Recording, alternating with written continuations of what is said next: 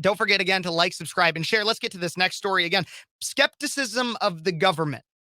Vivek Ramaswamy, presidential candidate, went on Alex Stein's show and answered some pointed questions about when the government has lied to the American people. Alex Stein grilled him quickly, and while never actually saying directly that the government lied, Vivek does voice something that I've been saying a lot recently. There's something I say. It's even on my dating apps. I'll tell you.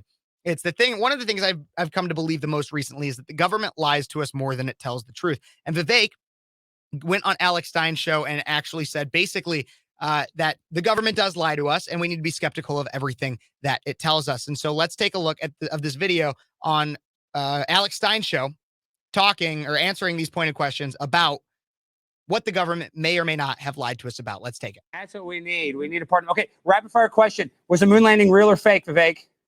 Was the what, moon landing? Real or fake? I have no evidence to suggest it was fake, so I'm gonna assume it was real. Okay, 9/11, inside job or exactly how the government tells us?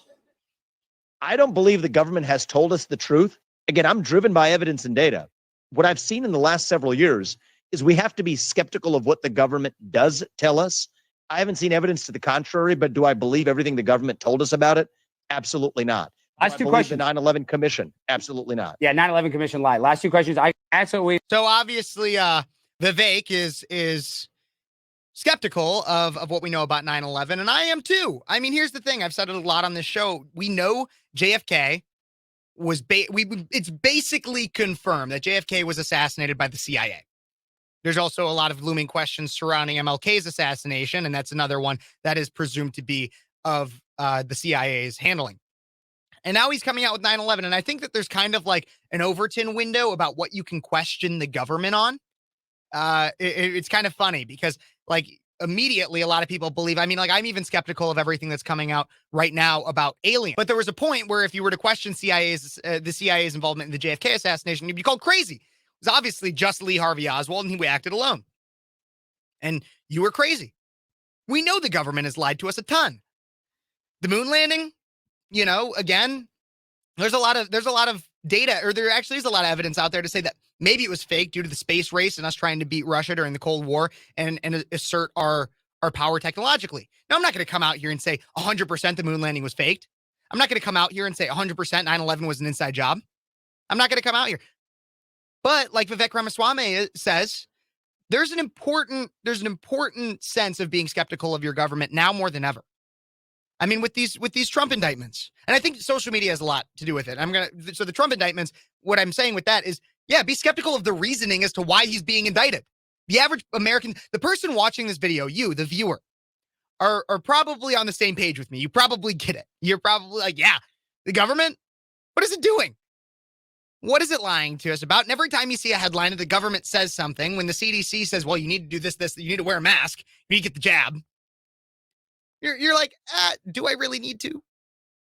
Do I really need to? What's the reasoning behind it? And what's the independents say about it? What are the independent researchers, the independent doctors, skepticists, whatever? What are other people saying about this? You don't trust the government. I don't really trust the government at face value. I look into pretty much everything that it says that's worth looking into. And so, yes, when he comes out and says this, and I think Vivek has done a really great job at making media headlines by saying things that are not only true, but also thought-provoking. And so in a follow-up tweet to this interview, Ramaswamy tweeted, do I believe our government has been completely forthright about 9/11? No. Al-Qaeda clearly planned and executed the attacks, but we have never fully addressed who knew what in the Saudi government about it. We can handle the truth. And so, again, he's not saying that the United States government did it.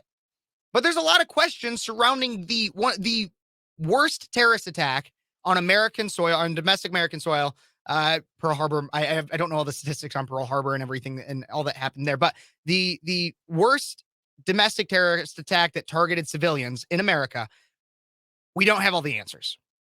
We never had all the answers on UFOs. We still don't have all the answers on JFK or MLK. We're starting to shed some things to light, but what we know is that the government lies to us, and it is rational to question your government.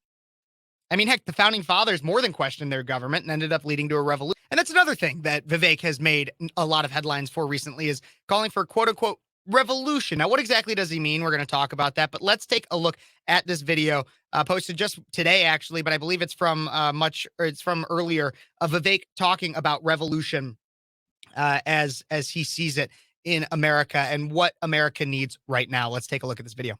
There are good people in this race who will tell you this is the time for reform. We need to work within the institutions we have. We should incrementally reform them for the better. But that's a false promise. They don't know it's a false promise, but when those institutions, when that government, when that deep state has become so rotten, we can no longer just fix it from the top. This is not a moment for reform. I don't stand for reform. I stand for revolution. This is the moment of the American Revolution, those 1776 ideals that set this nation into motion 250 years ago.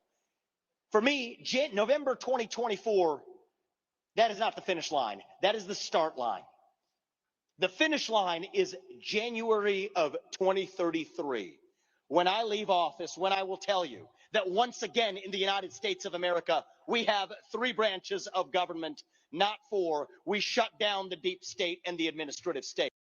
So yeah, so he's making a lot of very interesting comments there regarding, and so revolution, and he uses that word very strategically. The reason he uses that is because obviously it invokes a very strong reaction. I guarantee you, now I haven't seen articles about it, but I guarantee you the left has a very strong reaction to the word revolution and the idea that they're probably going to come out and say, Vivek Ramaswamy calls for violent overthrow of the government, which is not what he's saying at all. What he's trying to do, which is honestly a really smart political tactic, because right now what any Republican nominee is basically running on is that we need change from the current administration. And so for what he's saying is that his campaign and his hopeful election into office would be a metaphoric revolution for America, a time in which we completely overhaul the American government. It's kind of Trumpian-esque, 2016 Trumpian in terms of saying that he is going to he's not directly saying drain the swamp, but that's an ideal that he alludes to, in that we need to take what our current government is doing, and this even ties back into the skepticism piece, restore honesty to our government, revolt against the lies that we've been told, everything under the sun regarding that. And Vivek's doing a really smart job in terms of not only playing to a base, but growing his numbers, growing his following, and also going up against some of the other contenders in the race. So Vivek's a guy to keep an eye on too, and what he stands for is quite fascinating. And he's honestly one of the most interesting young political contenders we've seen in a long time. Not my first pick, but definitely somebody that I want to keep an eye on in terms of where he is going in American politics.